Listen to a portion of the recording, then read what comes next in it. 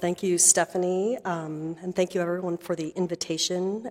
Thanks to the folks who joined us today, and thanks to the folks who are joining us virtually.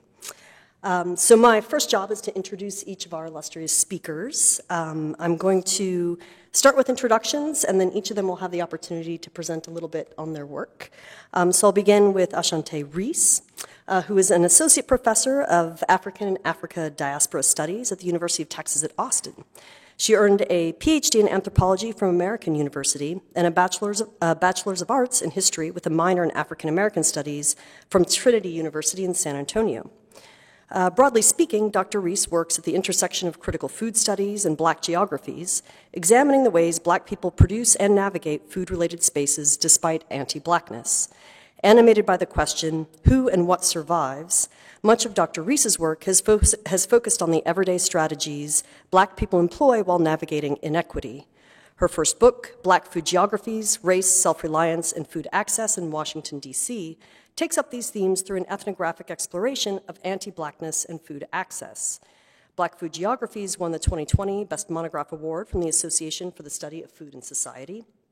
And her second book, Black Food Matters, Racial Justice in the Wake of Food Justice, is a collection co-edited with Hannah Garth that explores the geographic, social, and cultural dimensions of food in Black life across the U.S.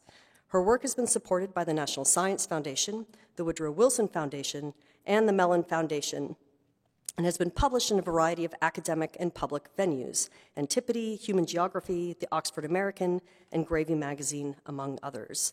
So if you could join me in giving a warm welcome to Ashanté Reese.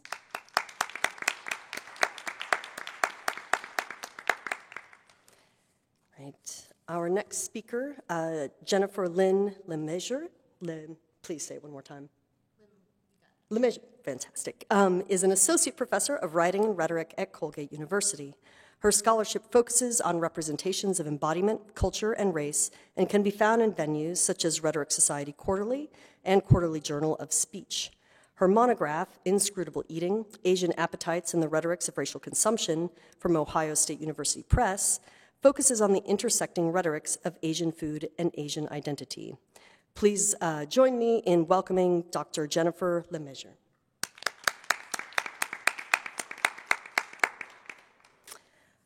Dr. Hi'ile Hobart is Assistant Professor of Native and Indigenous Studies at Yale University. An interdisciplinary scholar, she researches and teaches on issues of settler colonialism, environment, and indigenous sovereignty. She is author of the award-winning book, Cooling the Tropics, Ice, Indigeneity, and Hawaiian Refreshment from Duke University Press. Her current projects include the forthcoming co-edited special issue, We Are Not American Still, for American Quarterly, and a manuscript about Native Hawaiian dispossession, settler colonial leisure practices, and the 20th century expansion and development of the Hawaii State Park System. Please join me in welcoming Dr. Hi'ile Hobart.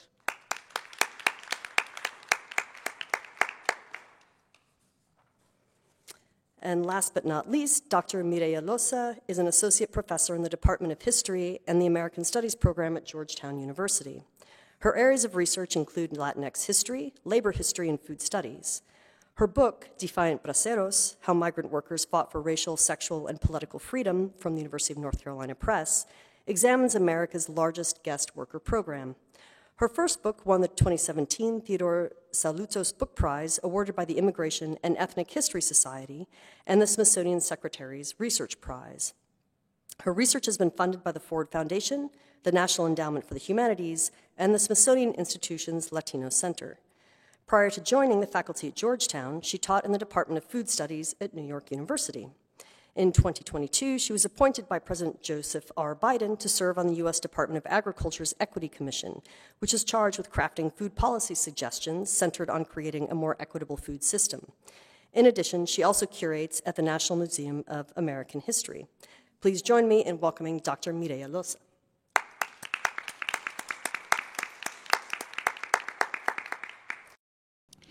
In February 2018, bone fragments were found at a construction site for Fort Bend Independent School District's James Reese Career and Technical Center in Sugar Land, Texas. The Fort Bend Medical Examiner's Office concluded with 99% certainty that the bone fragment was not human. The Chief Operations Officer for Fort Bend ISD wanted 100% certainty before moving forward with construction, and so he sent the bones to a forensic scientist at Sam Houston State University. She reported conclusively the fragment was indeed human. To whom it belonged, they did not know, but the bone led to 95 unique graves being uncovered and a reckoning for the town and now for the state. The men and possibly one woman interred in the graves would have labored under one of the most profitable convict leasing systems in the South, first managed by Littlebury Ellis and Edward Cunningham as their primary lessees. They subleased prisoners to plantations and railroad companies, and then later managed by the state itself once it realized how lucrative the system had become. Today, Sugar Land is one of the fastest growing cities in Texas, outpacing its status as a Houston suburb to become a city that is known on its own merits as an affluent, multicultural haven with good schools. But before it became this, and before it was even incorporated as a city, Sugar Land had all of the characteristics of a common U.S. company town. A single company owned by wealthy elites financed most of the town's amenities. In this case, it was Imperial Sugar Company. A labor force that primarily lived in company-owned housing and social stratification along racial lines. Often talked about as close-knit utopias, company towns are actually far more complicated. A 1958 industrial film about Imperial Sugar opens with a panoramic view of the town and a narrator proclaiming, "Today, a vast industry and the city with the picturesque name of Sugar Land, Texas, are dramatic evidence of the important part that sugar has played in the history and the economy of Texas." The narrator and the images echo Sugar Land's tagline, "The city that sugar built." Within that frame, but out of view, are the graves of the 95 people who were found in 2018. By the time this video celebrating Imperial Sugar Company and Sugar Land's growth was produced, the oldest person in that grave had been buried in that unmarked grave for over 100 years. Scholars like Catherine McKittrick have argued that while plantations may not physically exist in the ways that they used to, the logics that serve as foundations for those physical spaces still exist in economic, social, and geographic arrangements. What are the processes through which the literal plantation transforms into something else? Something like our favorite cities, our favorite companies, or our everyday dependence on sugar. So my current project is called The Carceral Life of Sugar, and one of the aims is to map sugar's carceral function in Black life across space, time, and location. Using a methodological approach that fuses archival research and autoethnography, my project traces sugar through various spatial configurations: the plantation, the prison, the city, and my very own kitchen. Sugar Land, the Texas Penitentiary System, and Imperial Sugar Company, and where they intersect, form the triangular basis from which I theorize and explore infrastructures of violence and confinement. As I work through the relationship between these three entities, I'm drawn to the language of infrastructure for several reasons. Infrastructure, though ever present with us, often goes unacknowledged or sometimes unseen until something is broken. Thinking about the graves and Sugar Land in this fashion allows us to understand both why it's possible that these graves had gone unmarked, and why what we do not see is as important as the things that we do see. Secondly, all infrastructure has a history, and that history is sometimes contested or judged based on who is supported, excluded, or privileged in the narrative. And lastly, infrastructure crumbles, or as Shannon Mattern writes, infrastructure fails everywhere, all the time. If we accept the premise that infrastructure fails all the time, then it reorients us toward thinking about those failures as opportunities. Infrastructures of violence do not wholly determine our relationships to food, to cities, to corporations, or to the state. And more specifically, they certainly do not wholly define Black people's relationships to any of those entities. There are moments, like the discovery of those graves in 2018, that create ruptures in the episteme of violence. Not because of what they tell us about the past, but because of how those ruptures invite us to think, move, see, and be differently in the present. So that's one aspect, these infrastructures of violence. But about 3 years ago, I started working with sugar as a material object, primarily through baking, as one way to understand the ways that we use, consume, and create lives with commodities that have such a complicated history. I call these experiments Sweetness in the Key of Black, and in them I include a recipe, a meditation on sweetness and making freedom with commodities that are implicated in Black subjugation. With every occurrence, these interludes attempt to interrupt infrastructures of violence, aiding, I hope, in at least the erosion of their discursive, if not their material force. If the state, Sugarland, and Imperial represent a violent triad, an infrastructure through which prisoners, the city, and caring for taxpaying residents is the language that obscures the violence that flows through and undergirds it, then the baking that I do is a sort of counter-infrastructure through which care as a shared reciprocal endeavor is animated and enacted. So I just want to make a note here that I'm not romanticizing care or disavowing it from the gendered, racialized, or classed weights that it carries. But I am turning toward everyday acts of repair that people take on in the wake of infrastructures of violence. While repair is often thought of in terms of what one does to mend the infrastructures that are crumbling, I use repair here to refer to acts that are deployed to either mend who or what have been harmed as a result of infrastructures of violence or to hasten infrastructural demise. It is the last point, the fact of crumbling, that most directly connects to my interest in care in our everyday lives, in our methods, and in our writing. Care does not necessarily fix violent infrastructures, but instead functions as a necessary interruption. And as Christina Sharp writes, these ordinary notes of care establish relations through which we might combat, resist, challenge, or at least sustain life through even more violence. The friction generated between violence and care creates possibilities for building anew. So the larger project, and I'm happy to answer more questions, plays with edges and interfaces. It toes the line between the sacred and the profane, care and violence, past and present, life and death. Edges are sharp, sometimes they cut, but when interfacing with each other, they can also soften. Put another way, the infrastructures of violence, otherwise known as plantations and prisons, are also interfacing with various forms of care that tether us in the land of the living to the work of tending the dead. The living and the dead are never separate, though we do have to make decisions about how we will engage the tie that binds us. Infrastructures of violence aren't permanent. They shift, they change, they eventually break down, and how we tend to each other in the wake of their harm or how we hasten their demise is in part intertwined with our practices of everyday life. Sugar makes us consider how our living worlds intermingle with the dead, how our living worlds are built on top of them, literally in some cases, like in Sugarland, how our living worlds require us to consider sweetness as a persistent and necessary component of Black life in pursuit of freedoms yet to come. What does it mean to be free or self-determining when technologies that measure, surveil, and place value on our bodies are ever growing?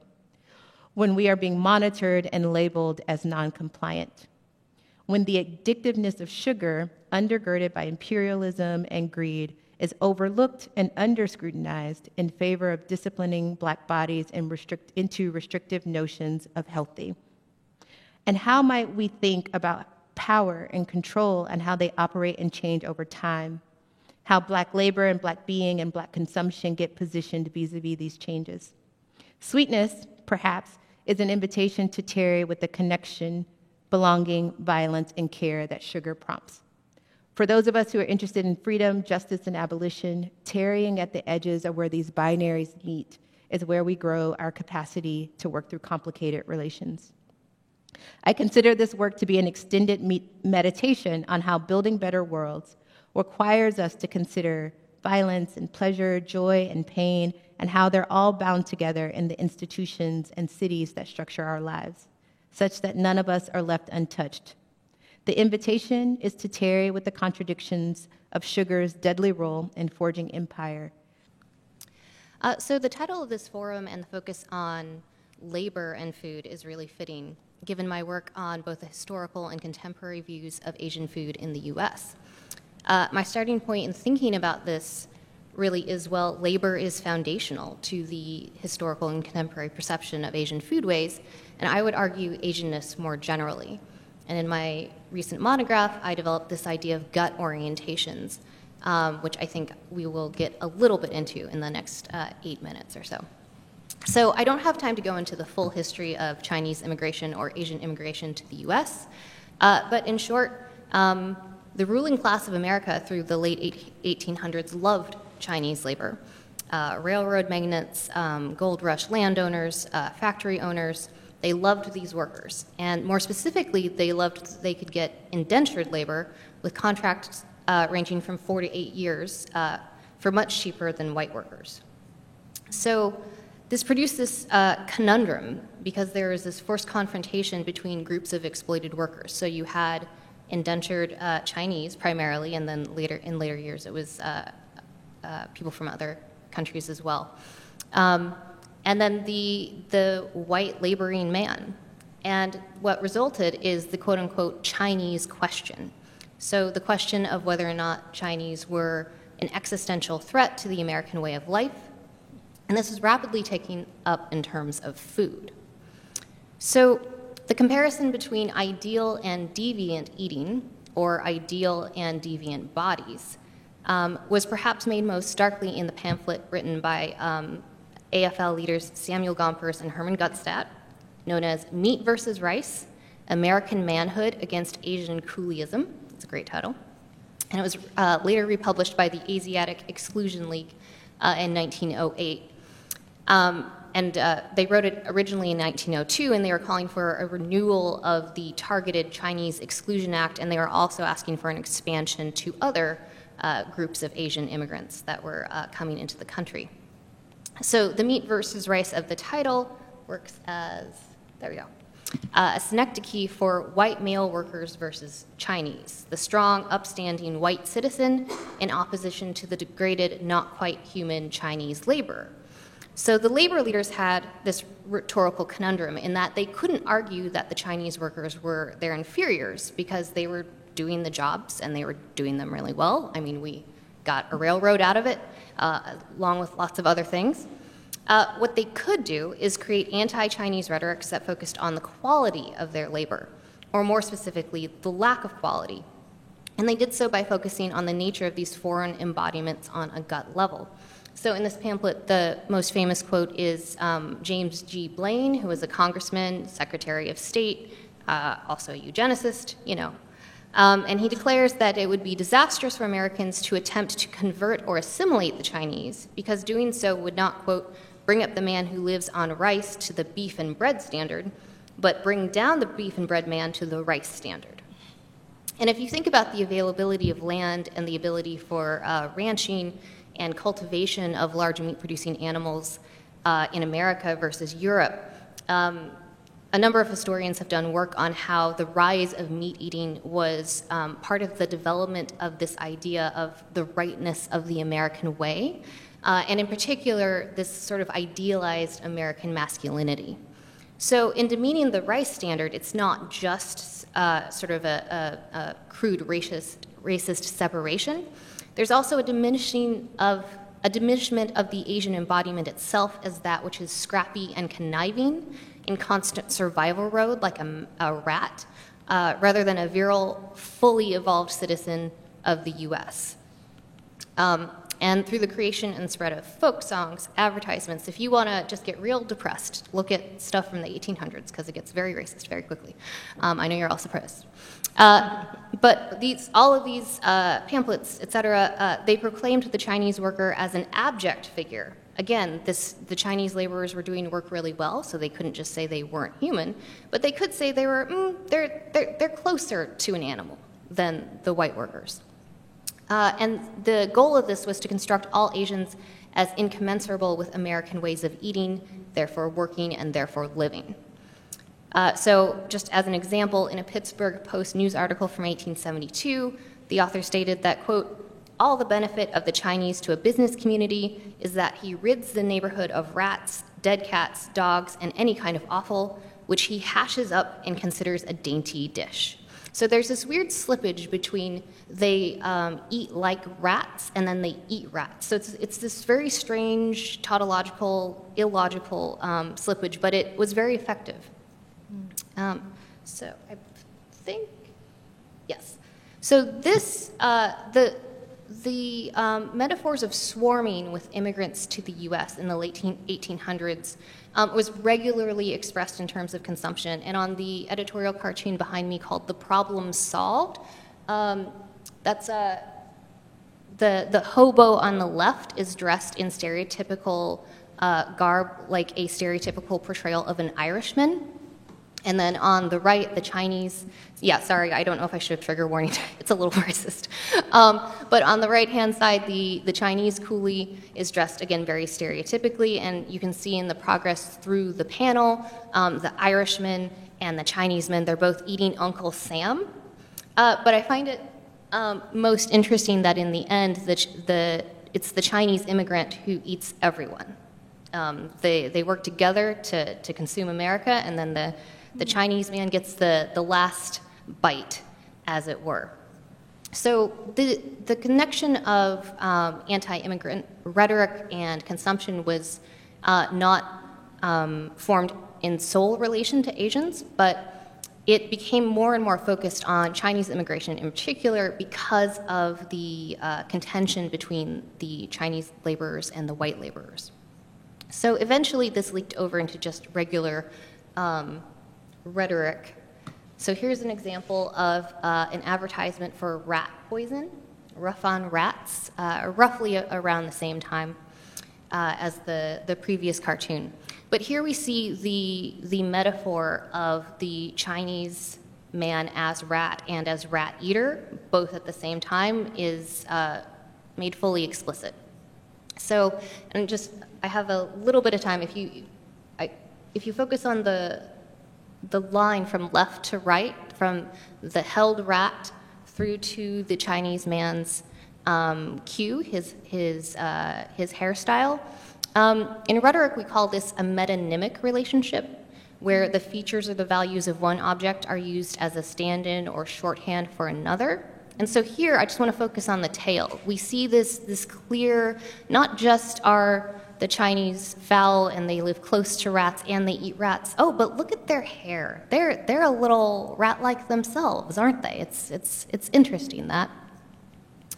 So ultimately, my argument in the book, and I'm more than happy to talk more about it in the Q&A, is that the accumulation of these more extreme, more overtly racist messages and sort of the contemporary versions of what we see today, which in contemporary media, it tends to be a bit more, oh, I'm just joking, ha ha ha, it smells like dog in here, who's there? But my argument is that the historical and contemporary messages layer atop of each other and accumulate into these gut orientations, which is essentially a feeling, or this a persuasive feeling about how you should feel in relation to these bodies as eaters. So how proximate should I get to you or not? Is it going to smell bad if you take out your lunch or not? And these messages are very persuasive on a felt sensory level because eating is so very felt and, frankly, vulnerable. And I'm almost out of time, so I will just close by saying that the recent swell of anti-Asian hate that started to get noticed during the pandemic, there was always anti-Asian hate before, a lot of it was expressed expressly in terms of food. So I'm just going to read one comment. Stop AAPI Hate did a number of reports, grassroots reporting, during up until now, and they collected comments from people who reported hate that was directly related to food, and I'm just going to read one. Quote, I was going out with my girlfriend, and I was approached by a man who started calling me chopsticks and racial slur and spat on me. He also told me to go back to Guam, called me the N-word, and asked if I ate cats for dinner. Then he made fun of my accent. It was so brutal. So that's a horribly depressing way to end, but I will just close by saying that even though the historical messaging is much more overt than I think a lot of what we see today, the comments, like the one I just read, show that these gut orientations are still in operation and they still motivate how we feel around certain groups of people. Nestled between Honolulu Harbor and Daniel K. Inouye Airport is a low-lying tract of land surrounded by turquoise shallows. Most know it as Sand Island, though the site has had many names and taken many forms over the last 200 years. Today, it is home to a wastewater treatment plant, a dirt bike track, a state recreational area, a junkyard, and a U.S. Coast Guard base. Not many folks find reason to go there, but if you've ever flown over Oahu, you'd probably know it from above. Many outgoing transoceanic flights leave from the reef runway that sits perpendicular to the island.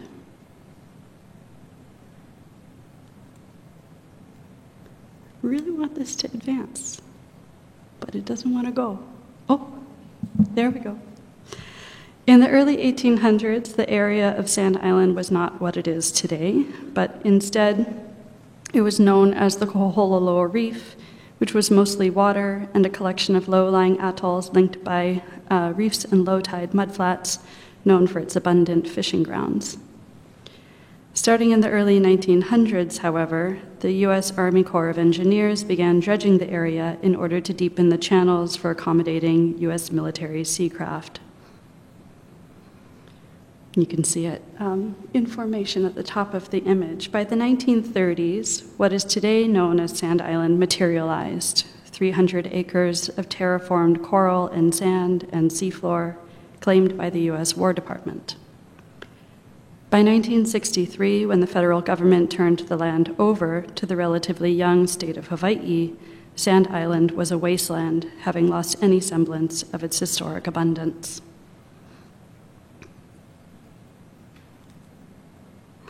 Its mountains of trash at that time burned so frequently and so violently that meetings were held about the budgetary stress that it had placed upon the Honolulu Fire Department. Sand Island by then had become the habitual collection site for the refuse of urban Oahu. Individuals dumped their trash there, and so did the county. In 1978, the Sand Island wastewater treatment plant began operation as the largest in Hawaii, turning the island into the terminus for the city's shit. Besieged by trash, human waste, and noise pollution from jets landing on Honolulu Airport's new reef runway,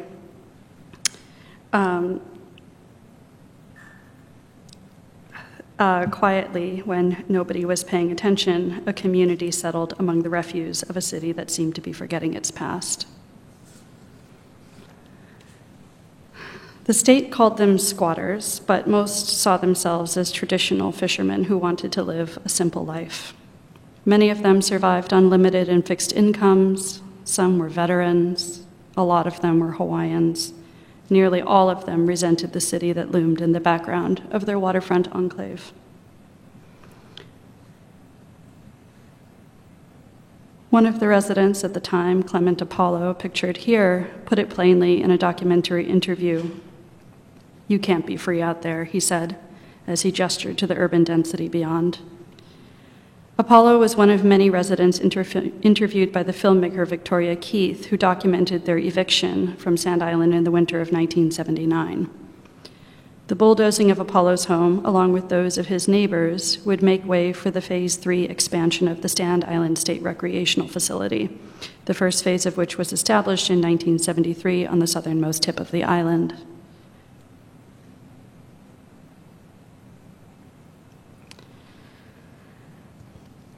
And here is some of the pamphlets and ephemera that the community there produced. And one of the things that I want to note here is the way that they were making sure that people understood that they were not squatters, but that they were fisher folk. And that was a really important thing for them to do.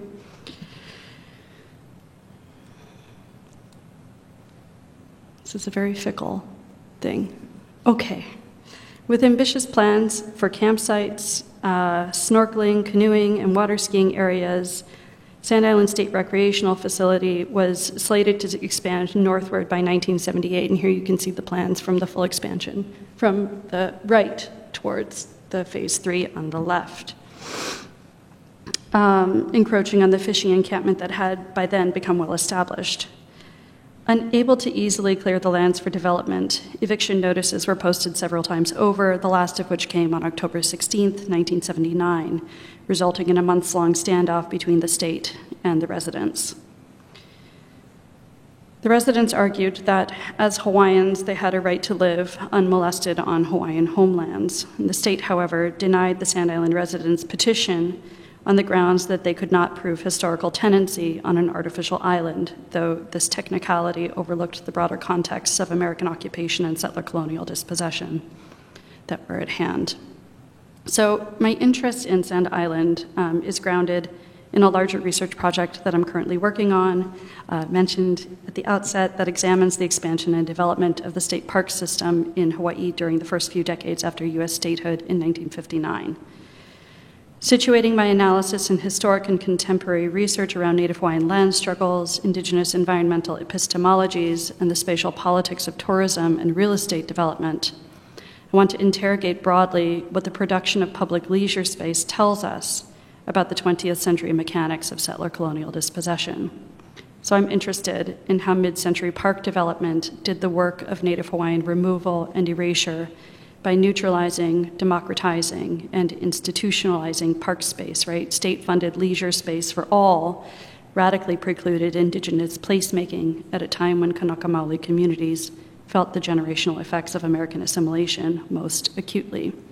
And I don't have a lot of time here, but what I want to note about this is that the production of leisure space actually tells us a lot about the production of labor, which then tells us a lot about food economies and sustenance.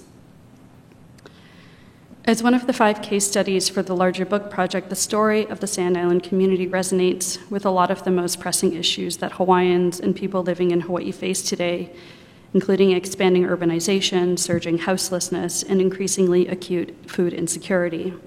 So it's really significant that most people in Hawaii can tell you offhand that Hawaii imports nearly 90% of its food, that food costs are some of the highest in the US, that without those food shipments, the islands would run out of food in 10 days. So the shifting political and social geographies of Hawaii's post-statehood decades tells us much, I believe, about how Kanaka Maoli resisted these conditions of dependence by drawing from traditional modes of subsistence living.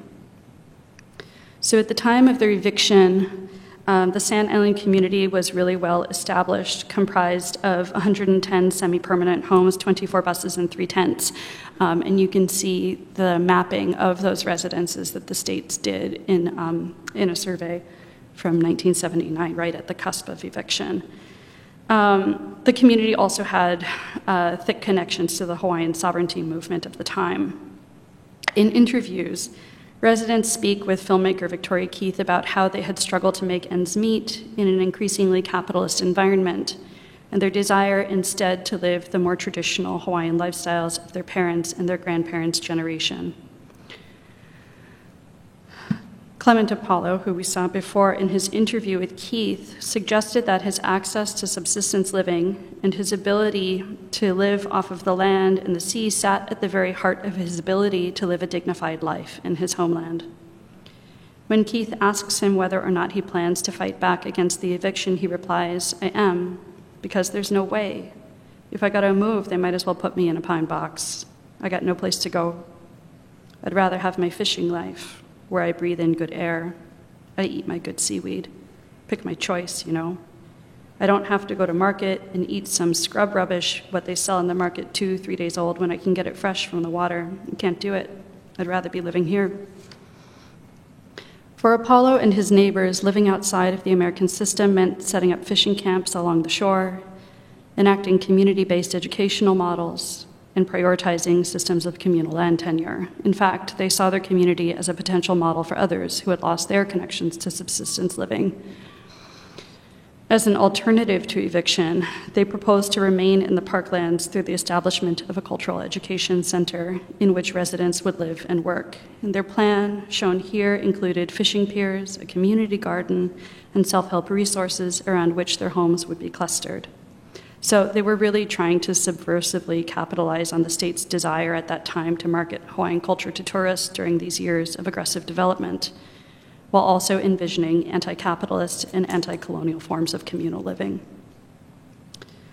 While in my research, interlocutors have sometimes wondered whether or not Sand Island is worth careful scholarly inquiry, I find that the Sand Island community's insistence upon a dignified life at the shoreline to nevertheless be compelling because of the ways that it interrupts many of the political frameworks that circumscribe the legitimation of Indigenous claims to homeland made in the wake of development projects. Or put another way, I think that their example kind of lays bare some of the implicit and often moralized limits to Native Hawaiian rights or entitlement. That most of the Sand Island squatters were homeless or dependent on welfare, and that their home was a toxic dump site set them apart from some of the other communities engaged in anti-eviction struggles at that time, but they nevertheless understood their project to be one of self-sufficiency rather than dependence. Thinking with Sand Island, I'm interested in how their dreams of anti-capitalist living might help us today envision forms of food sovereignty, which asserts the right to determine one's food system. The collaborative forms of sustenance that converged at Sand Island were produced through, perhaps despite financially constrained realities for many Kanaka Maoli and other residents at the time who struggled against the increasingly high cost of living in Hawaii. By insisting on systems of community food resource pooling, they offered maps, perhaps, for decolonial futures. During my time here in graduate school, I had the great fortune of working on a giant public history project documenting the stories of Mexican guest workers who came through the Bracero program. I'll tell you a little bit about the Bracero program, but I'll tell you about some lessons I learned in the next project I'm working on. So one of the things that floored me was that it was so large in scope. So it's a binational agreement, Mexico-US, 1942 to 64. Basically, workers came in to fill labor shortages. I write perception here, perceived, because perception is everything. It lasted much longer than the war because these were jobs that were highly unprotected jobs in agriculture. The Bracero program for a short time during the war period included a railroad component, but railroad jobs are good jobs. They're union jobs. And so returning vets wanted those jobs. Agriculture has been unprotected since the 1930s, since it was left out of basically key labor laws that allowed industrial workers to organize, unionize, and fight for better workplaces.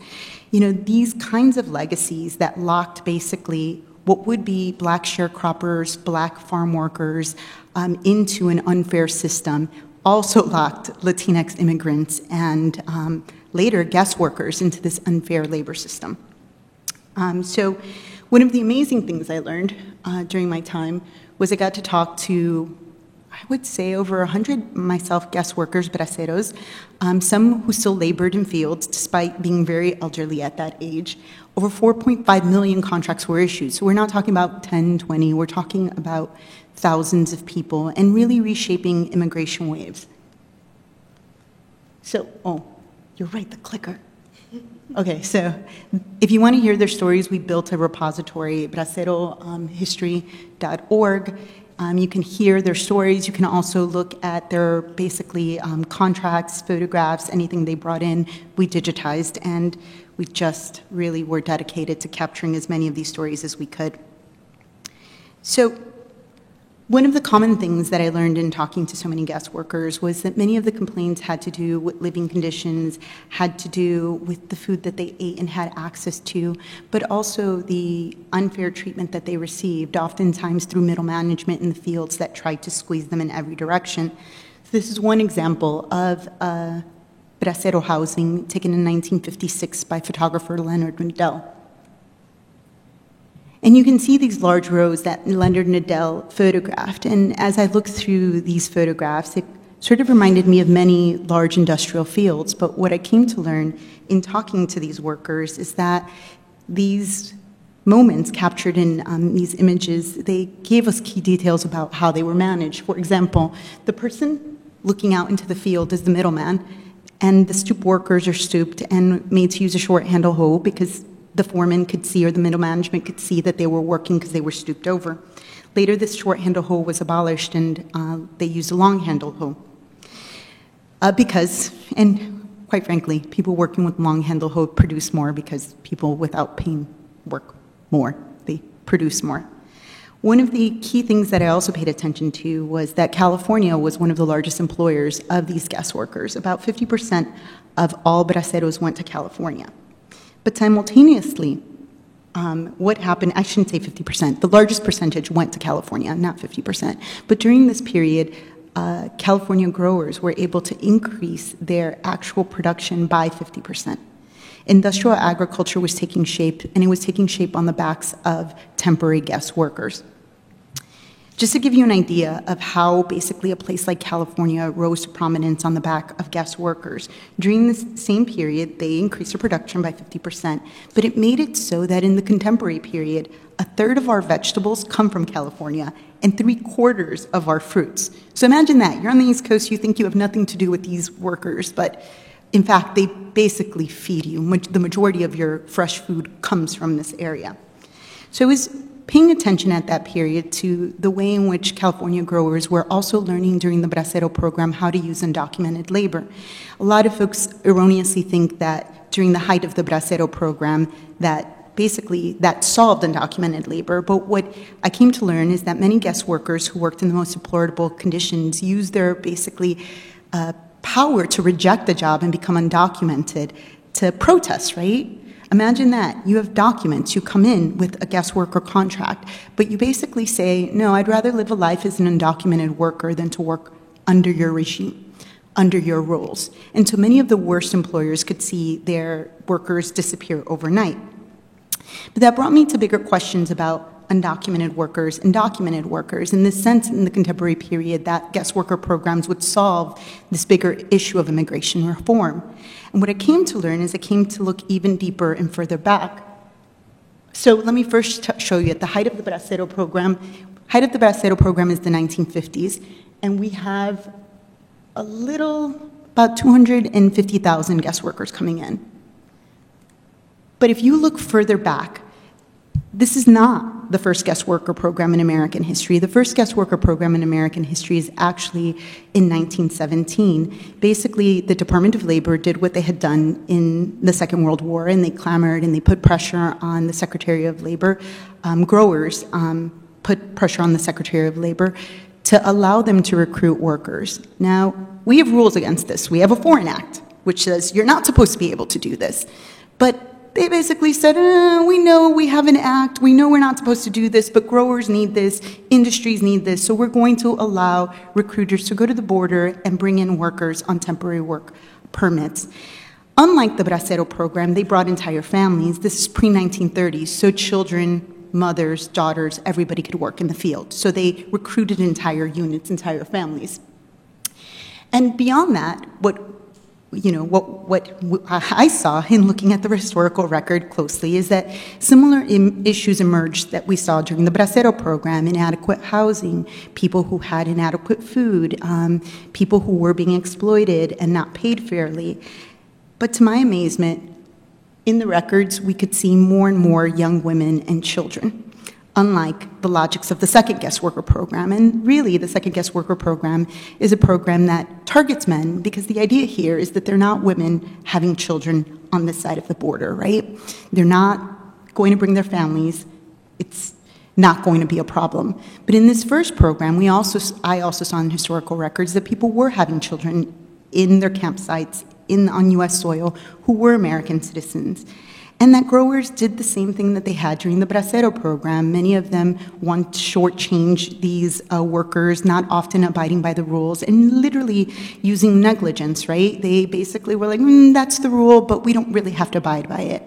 And again, the Department of Labor did the same thing that they had in latter years. They paid very little attention to those who were violating people's labor rights and people's human rights.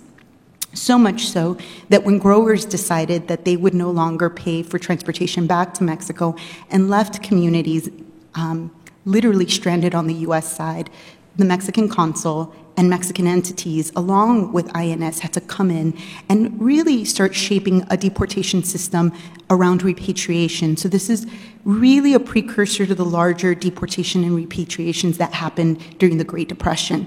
That mechanism was being worked out with these guest workers. We have young women that were as young as 16 that were being recruited to work.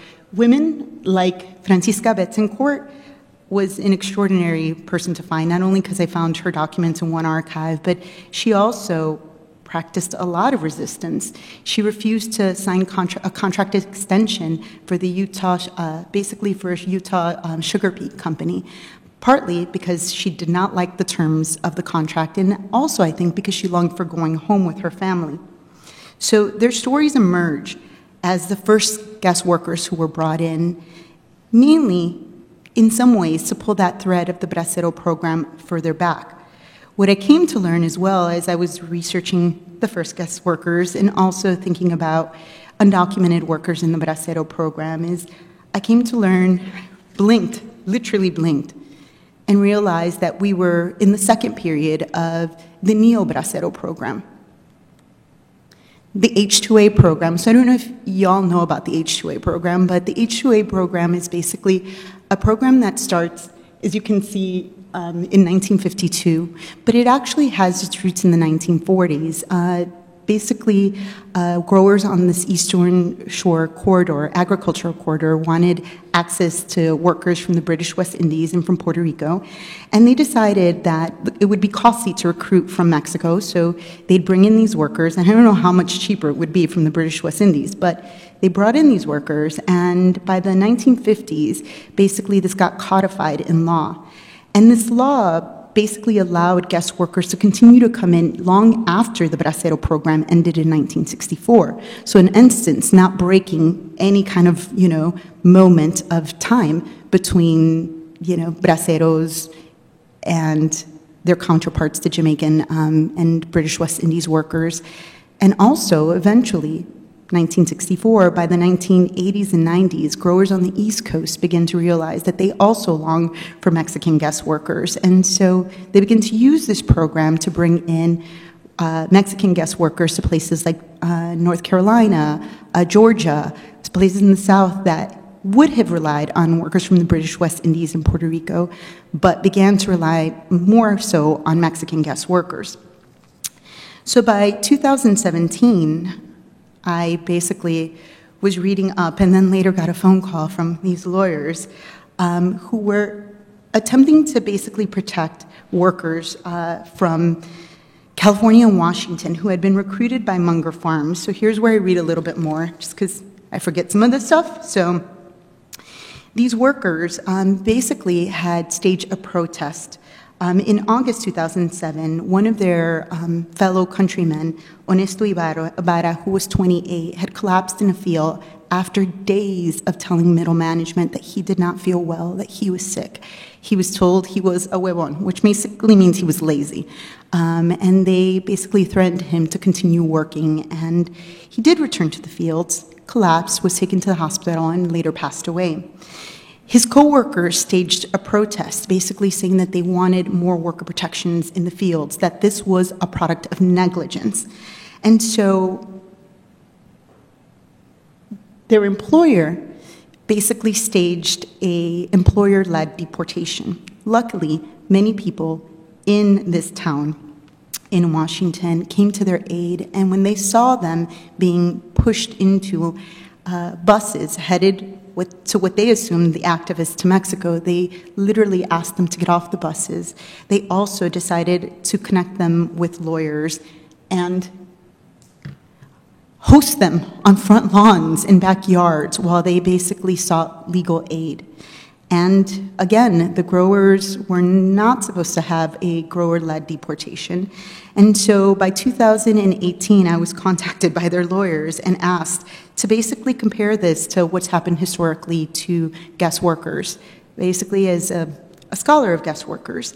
And what I found is that everything resonated loudly, that they were basically pushed into the system, that they were pressured to pick more, that they were given inadequate housing, that they were given inadequate amounts of food, they were pushed to their limits, so it is no surprise that someone collapsed. I mean, it was amazing that people in the town actually wanted to support the guest workers and their plights, because oftentimes, again, these grower-led deportations make it so that when somebody complains, they get deported and no one actually comes to their aid, so there's no record that they had even complained, right? So that people had noticed and people came was part of the amazing story. Eventually, they actually were able to sue their employer, and they actually believe it or not, this is one of those times that they won. And they won partly on a technicality, that their visas were issued so that they could work in California, and Munger Farms had transported them to Washington without actually clearing it. So not necessarily because Munger Farms was found culpable of basically labor violations, more so because they had violated the terms of their visas. So this led to a pretty large settlement, but simultaneously, what I noticed is that guest workers kept coming up as, again, the solution to immigration reform. Right now, we're about the early, I would say 1953 compared to the Bracero program, and very few people are talking about the uptick that we have not only in labor rights violations, but we also now have more recent cases of modern-day slavery and human trafficking. And partly because, again, this is not a solution to immigration reform, and this is really fulfilling these fantasies that growers have of having the labor and these communities having, access to the laborers without having full-time community members. It's really kind of xenophobic when you think about it. They want the work, but they don't want the people and they don't want the community. And so a lot of my work now is really contextualizing this desire for workers in ag and not our desire to incorporate full-fledged members into our communities, and what that says, not about them, but about us. More and more, both the USDA, several prominent unions are looking to become part of this infrastructure of guest workers. And so, I fear that growers are not only teaching us about, how to use and deploy guest worker systems, but they're also teaching other industries, landscaping, fast food, tourism, how they too can get workers that are seasonal for short periods and deport them if they speak up, send them back if they push back, and have them pretty much erased by the end of their contract. So I'm going to basically reflect for a moment on some themes that I saw in all of your writings. And for those of you who've not engaged with any of the work that these scholars have done, they've produced really remarkable books within the past few years that I cannot recommend enough. And one of the themes that I wanted to consider today was the idea of the melting pot. And all of you engage with this idea sometimes very explicitly in your work, sometimes at greater length, for some of you at less great length. But this is something that for a lot of us in this room, we were raised with this idea of the melting pot as a sort of pro-social idea. It's a mode of sort of nation building, this idea that we've all come together, we're all melting together in a single nation, in this single sort of nation-state project.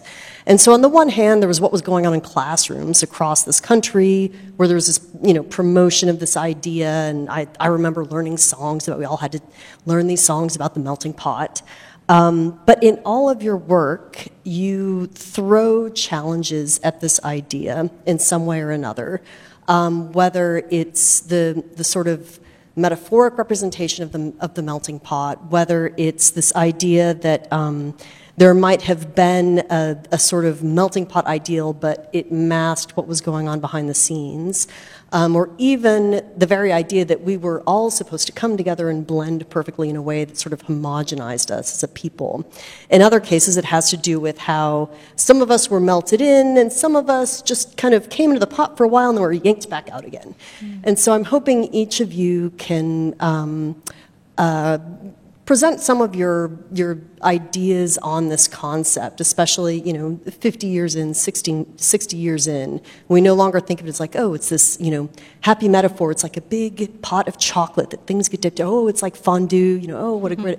No, it's clearly an idea that is problematic, bankrupt, and sometimes masks some real issues in the project of the nation state in these different ways. So I'm not sure if any of you would want to jump in and reflect on this first, or... I'm happy to start, particularly because Hawaii has kind of been one of the melting pots par excellence of the U.S. racial project, though, of course, we are not cheese.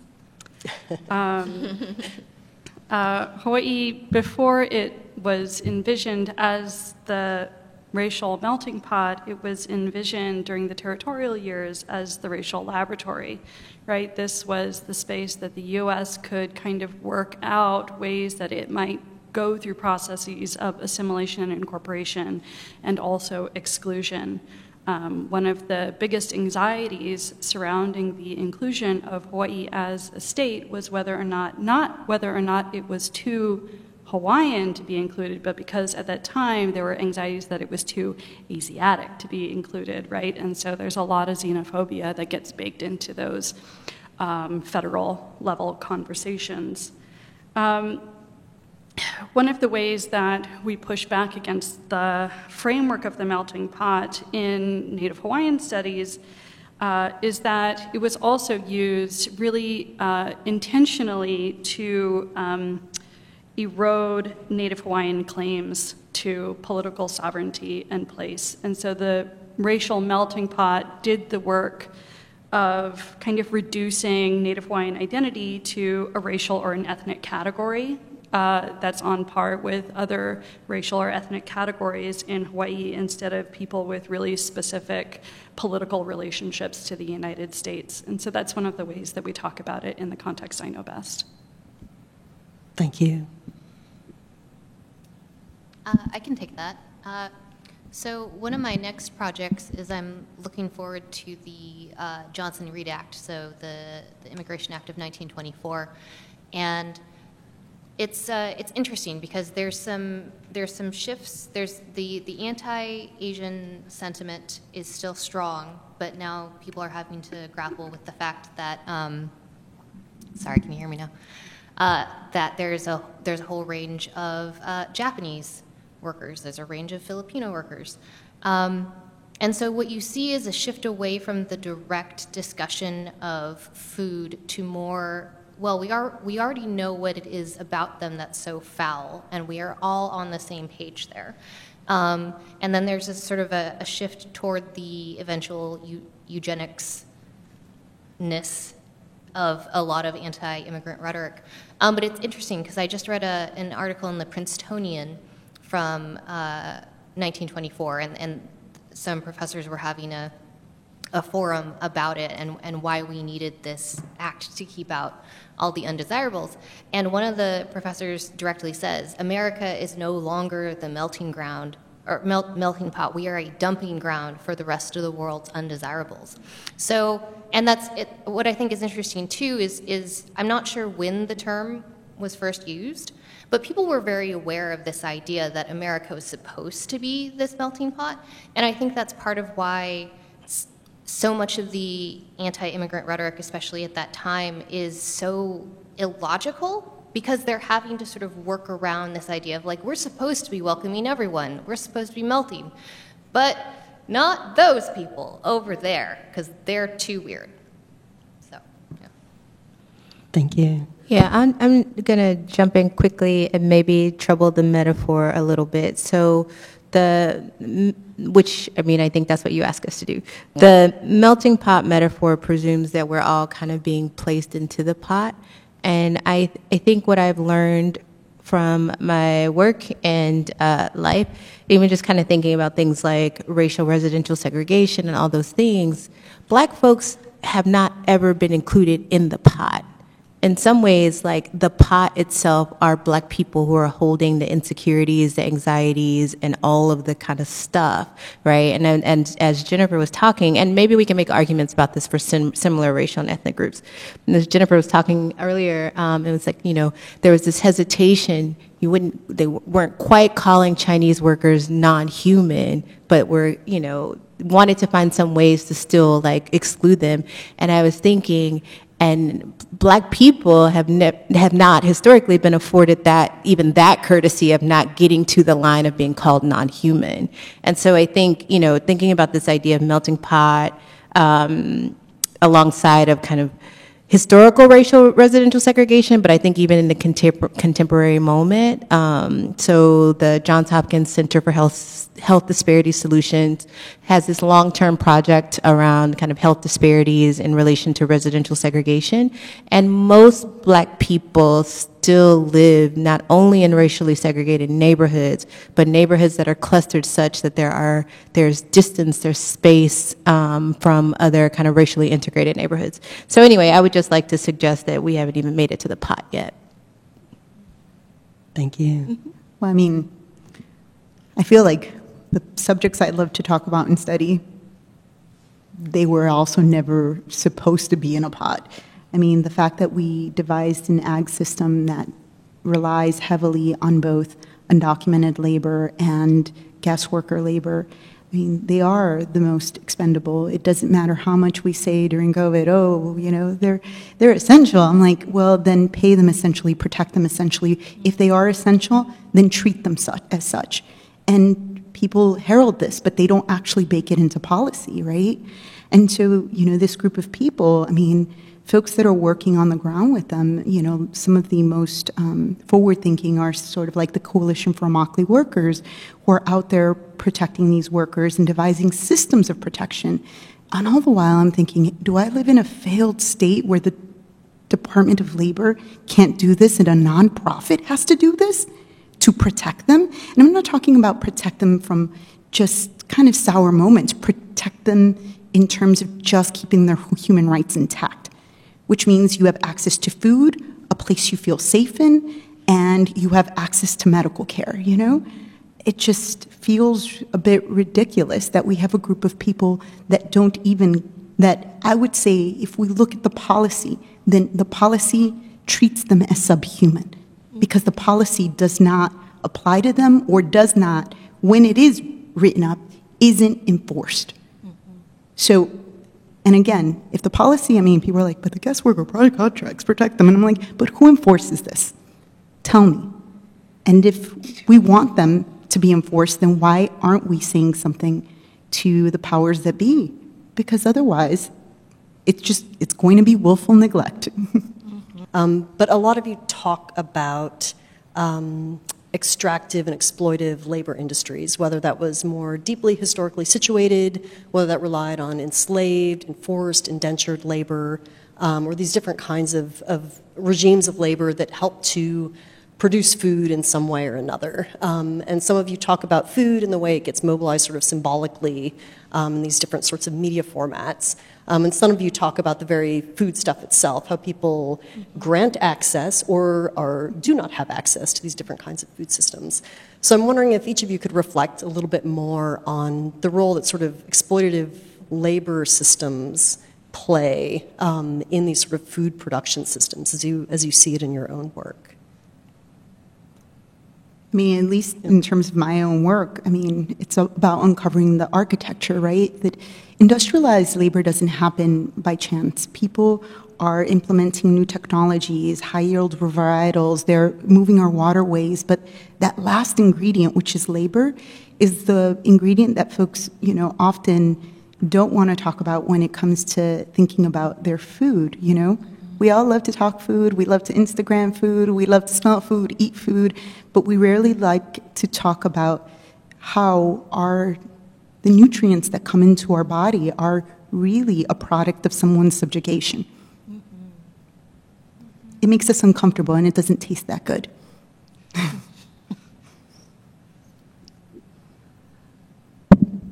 Well, I guess I'll think about this through the sugar book. Part of why I wanted to, there are a couple of reasons why I wanted to write the book, but one of them was, is in the food justice world, there have been a lot more people who are trying to connect prison abolition and the food system. Because we have lots of instances, even in the contemporary, in the present moment, of prisoners doing agricultural work or doing work along the food system continuum. And the thing about only situating this in the present is that we lose sight of, I think, work, like you're talking about all these different types of guest worker programs, but really we can call it what we want, guest worker programs, but what we're doing is really, modernity has always depended on some form of exploitation, and so is our food system. And so, you know, if we're thinking about the and when I say the food system, I'm talking about the industrialized food system. I think that there are other examples of food systems that we could talk about, but the larger industrialized food system has always required exploitation. And if we look at this historically, we don't see that exploitation has changed. We have seen that the manner in which exploitation is deployed has changed.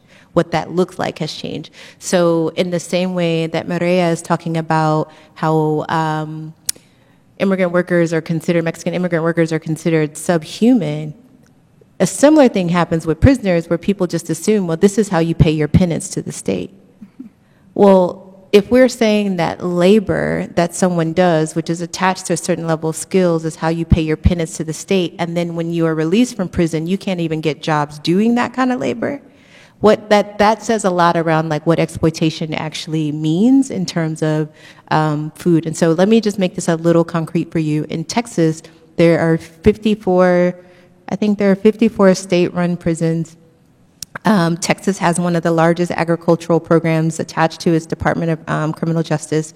And so the Texas Department of Criminal Justice manages almost 200,000 agricultural acres, all of which are worked by prisoners who are at one of those 54 prisons. And so that when I say agricultural acres, that is growing fruits and vegetables, managing cattle and beef.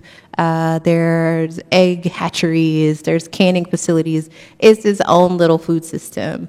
And so a lot of that goes back into the prisons, but some of it flows out into the public through institutional buying practices, but also people who work for the prisons themselves. And so, you know, all of that labor, think about what 200,000 acres produce. That's multi-million-dollar production each year.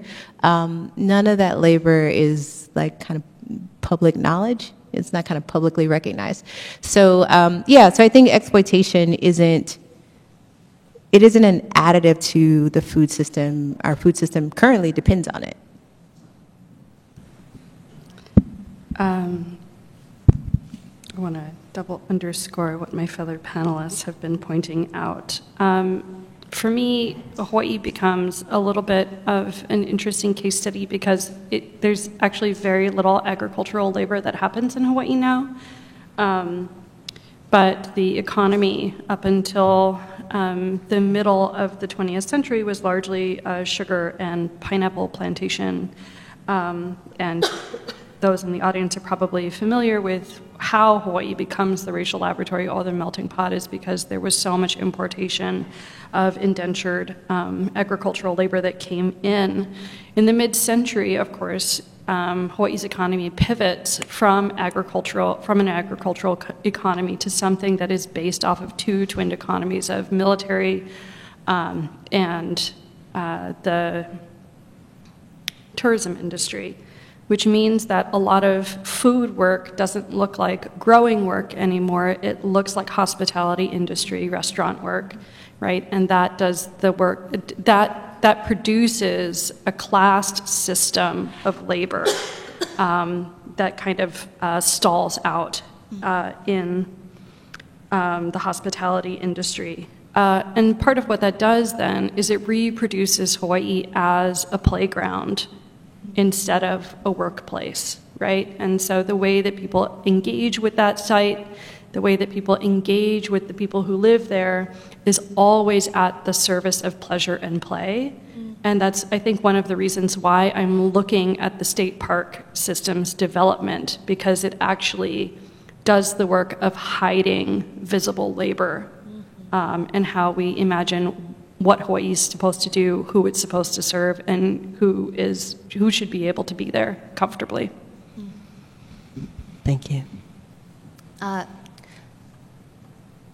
say that I think especially right now, the understanding of sort of where Asians fit into America's racial landscape is being poked at a little bit, but it's still a really fraught space.